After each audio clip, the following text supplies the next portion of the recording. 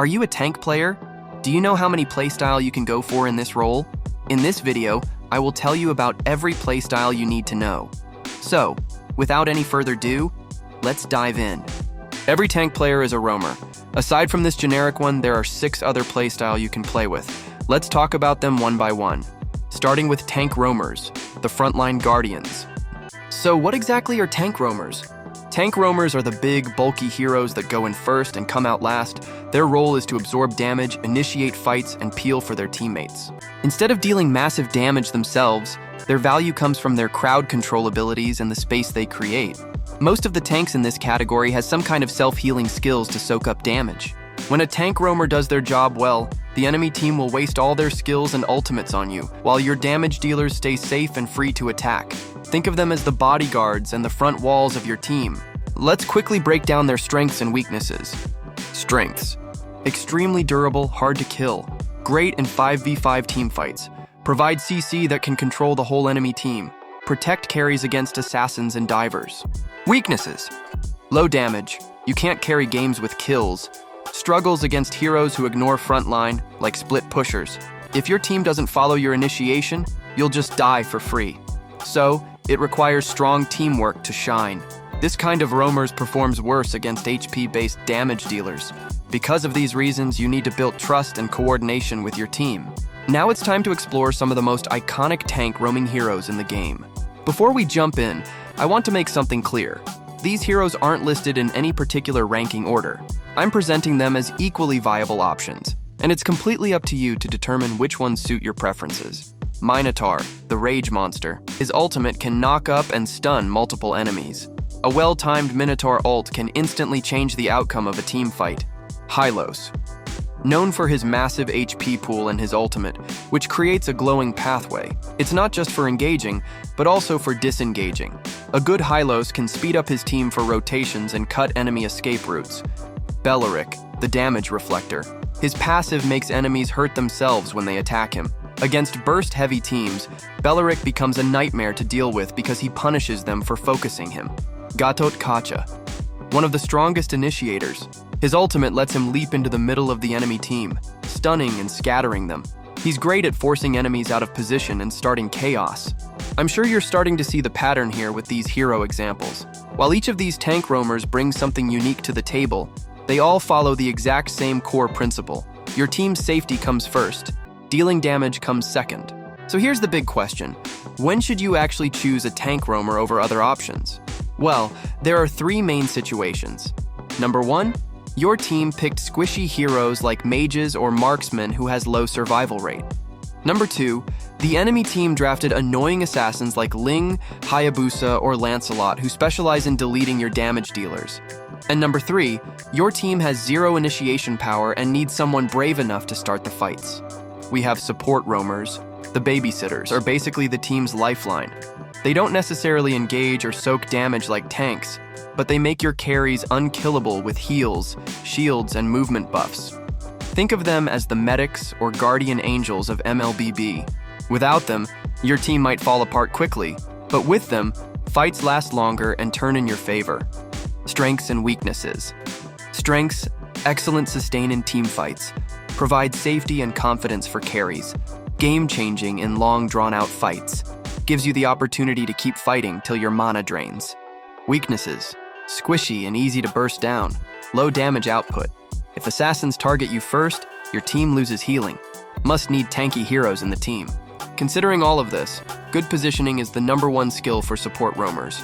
Only couple of heroes falls under this category. For examples, Rafaela, Estes, Florin. Let's talk about them. Rafaela the Angel. She not only heals allies, but also slows enemies, making her useful both defensively and offensively. Her skills are extremely good for babysitting gold laners. Any early game heroes can take maximum advantage if Rafaela supports them. Florin, the Flower of Hope. She's unique because her passive lets her share a buff item with an ally, and her ultimate is global, meaning she can heal her team no matter where they are. That extra item gives huge advantages in securing objectives or getting upper hand on team fights. Estes, the King of Sustain. His ultimate provides a massive healing wave to all nearby allies. In the right teamfight, he makes your whole squad nearly unkillable. There are popular pro-level strategies based on his skills. He performs great with trusted allies. Mainly, all three of them brings healing, but in slightly different ways. The real question is, when to pick support roamers?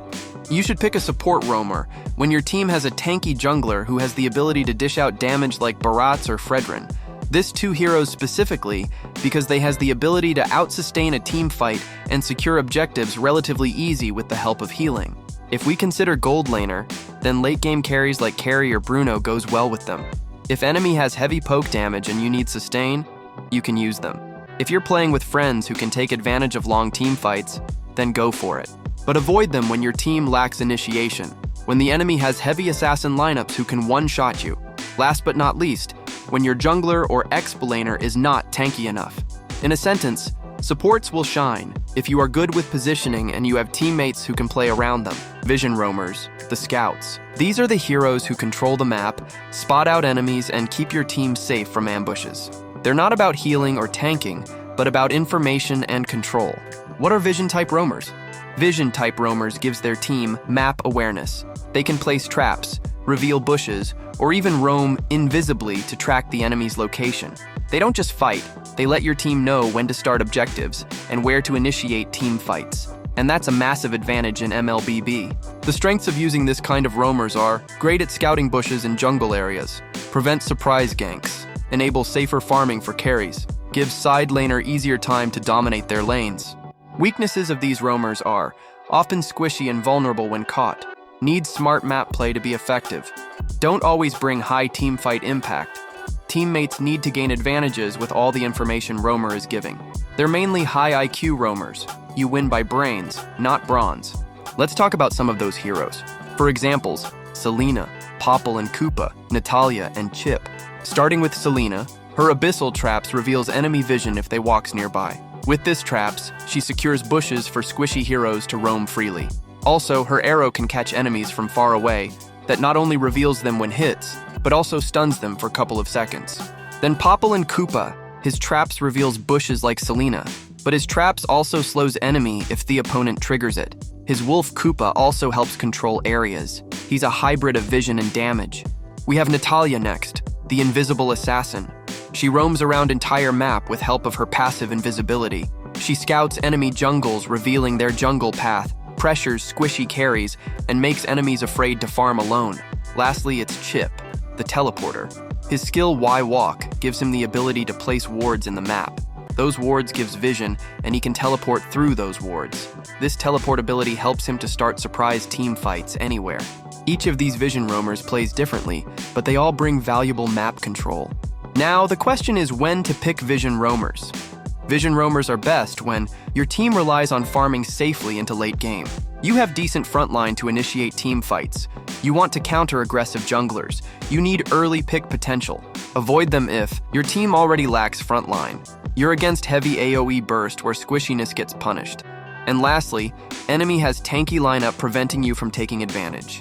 So that's everything about vision type roamers. They might not heal or tank, but their power lies in information, and information wins games. Pickoff roamers, the assassins in disguise. If you're the kind of player who loves making jaw-dropping plays and catch enemies off guard, then you've just found your main. These heroes are the ultimate game changers, and mastering them will make you a force to be reckoned with. What are pickoff roamers? At their core, pickoff roamers are predators on the run. Their entire purpose is to create a numbers advantage for their team. Forget about just sitting back and tanking damage or healing your allies. Your primary job is to find a lone enemy hero, isolate them from their team, and eliminate them. Think of it as turning a tense 5 versus 5 standoff into a quick and decisive 5 versus 4 in your team's favor. They thrive on fast, aggressive engages and punishing any and all mistakes the enemy team makes. Strengths and weaknesses. So, what makes these heroes so powerful? Their greatest strength is their ability to instantly change a fight. One perfect hook, one well-timed ult, and the enemy's priority target, like a marksman or a mage, is gone. This not only secures a kill, but also creates immense psychological pressure. The enemy team will become paranoid, constantly checking their backs, which disrupts their flow and forces them to play defensively. When done right, these heroes are fantastic for snowballing a lead, turning a small advantage into a huge one. But with great power comes great risk. The biggest weakness of Pickoff roamers is they rely heavily on skills. Most of their game-changing abilities have long cooldowns, so a single mistake can make you useless for an entire team fight. They are also incredibly risky if your team doesn't follow up. Hero examples. Let's talk about the heroes who embody this playstyle. First up, we have Franco. His Iron Hook is legendary. It's a skill that can single-handedly win games. With him, you can just pull a target and suppress it till your team secures the kill. Next, it's Kaja. His Divine Judgment ultimate suppresses and drags an enemy hero to a distance. But what's so special about it is that it can't be cleansed by battle spells like Purify or any other debuff removal. If your team has enough burst damage, you can use Kaja's ult to secure a free kill on anyone. Then we have Saber, the ultimate assassin roamer. You wouldn't expect an assassin in the roaming lane, but Saber's high burst damage makes him perfect for this role. His triple sweep ultimate is a point-and-click delete button for squishy carries. While trading a roamer for a carry might seem risky, it's a trade you should take every single time. Don't forget Freestyle, Cho. His Way of the Dragon ultimate is a fantastic tool for isolating any target, even if they're hiding behind their tank. Chu's ability to use his mobility to get into the back line and kick a squishy target into his team makes him a staple in pro play. His potential for setting up kills is simply insane. And finally, we have Kadita, the Tidal Wave Queen. Often played as a mid laner, her burst damage and mobility make her an excellent Pickoff roamer. Her first skill allows her to dive in and out of fights quickly, while her second skill's ability can be used to body slam enemies, knocking them airborne. Paired with her ultimate, she can burst down most enemies with a single aggressive combo. When to pick and when to avoid them. Knowing when to choose these heroes is just as important as knowing how to play them. Pick them when the enemy team has fragile mages or marksmen. Your team composition needs early aggression to get a head start.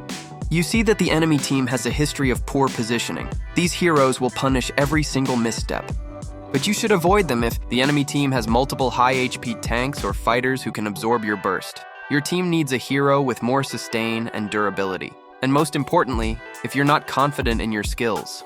Missing that one thing can be the difference between winning and losing. And that's all for Pickoff roamers. They are flashy, they are risky, but the satisfaction of executing a perfect play is a feeling like no other. They are a game-winning class for those with the guts to go for it. Setup roamers, the team fight initiators. If you love being the one who starts fights and sets up huge combos for your team, then this is the type for you. Setup roamers are heroes who excel at initiating and controlling the battlefield. They're not about healing or scouting, but about forcing enemies into bad positions. They thrive in 5v5 team fights, where one good engage can win the game. Now let's break down what makes these heroes absolutely deadly, and what could get you completely destroyed if you're not careful. Strengths. First up, we're talking about game-changing ultimates. One perfect ultimate from any of these heroes can completely flip a losing team fight into a pentakill opportunity. That's the power we're dealing with here. Next, high CC and AoE lockdown. These heroes always have more than one crowd control skills. And finally, they're perfect for coordinated team fights. If you're playing with a team that knows how to follow up on your initiation, you're basically unstoppable. But here's where things get dangerous. Weaknesses. If you miss your initiation, then the team fight is lost. There's no sugarcoating this one. You miss that game-changing ultimate, and you've just fed the enemy team a free win. Second weakness. You often need good synergy with damage dealers. You can set up the most beautiful 5-man ultimate in Mobile Legends history, but if your carries are farming jungle camps instead of following up, congratulations, you just wasted your ultimate and probably your life. And the big one, you can be punished if you dive too deep. These heroes live on the edge. One moment, you're the hero making the game-winning play. The next moment, you're overextended, surrounded by 5 enemies. Let's talk about some hero examples. Ty Greel. His flicker plus ult combo is legendary, pulling in and stunning multiple enemies at once. His second skill also works well with ultimate, as you can drag the enemies after ultimate and knock them up. Lolita, with her shield wall. She can block projectiles and then counter with a massive AoE stun. She can also combo the ult with flicker to maximize range. Hoofra, the anti-mobility nightmare. His bouncing ball punishes any dash or blink attempt, while his ultimate can slam enemies into walls for devastating CC. His first skill also acts as a great initiation point to start a team fight. Atlas. His Fatal Link's ultimate grabs multiple enemies and drags them together, setting up perfect team wipes. His second skill also gives him super high mobility to roam around the map fast. You can also combo his ultimate with both Flicker and first skill to maximize the reach. Now you're in draft pick and thinking, should I go with one of these setup roamers? Here's exactly when you should lock them in and when you absolutely shouldn't. Pick them when your team has AoE burst mages.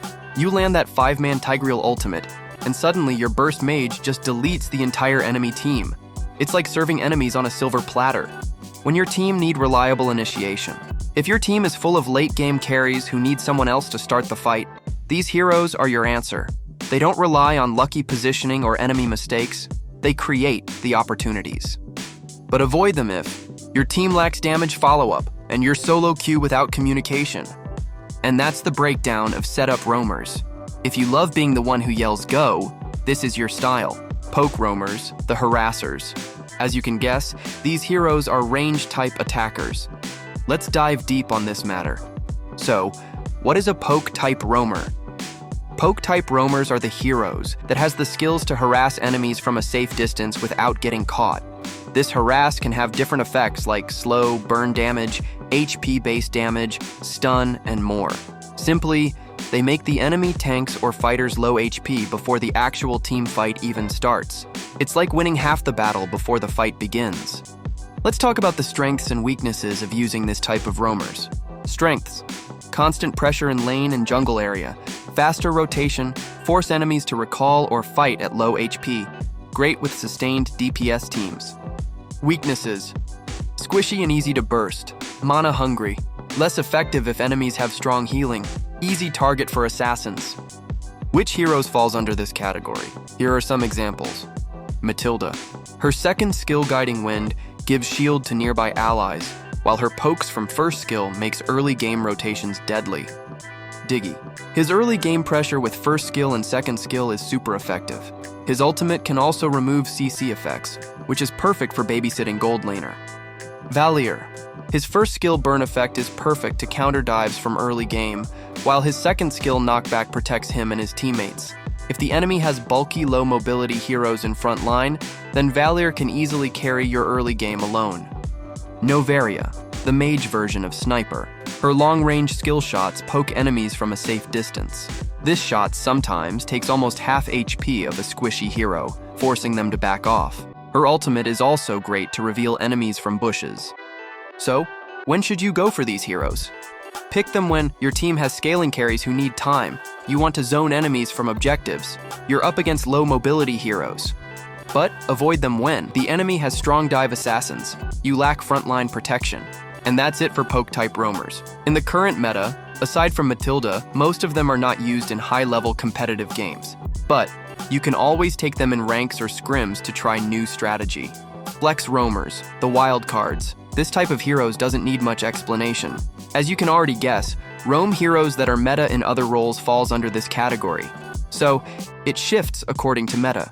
If you like this content, visit my channel. It might be helpful to you.